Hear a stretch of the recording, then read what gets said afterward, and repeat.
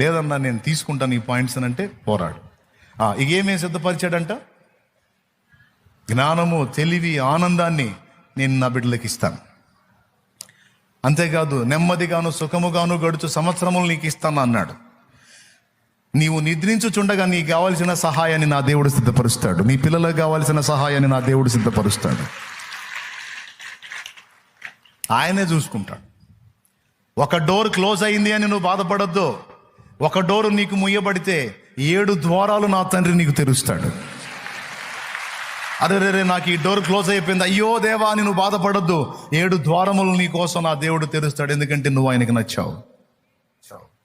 నీ ఆంతర్యాన్ని ఆయన ఎరుగున్నాడు. నీ వ్యక్తిత్వం నచ్చింది, నీ మంచితనం నచ్చింది, నీ ప్రేమ నచ్చింది, నీ దీన మనసు నచ్చింది, నీ త్యాగబుద్ధి నచ్చింది, నీ సహనం నచ్చింది, నీ క్షమాగుణం, దయాగుణం నచ్చింది, నీ వ్యక్తిత్వ సౌందర్యం ఆయన ఆకర్షించింది.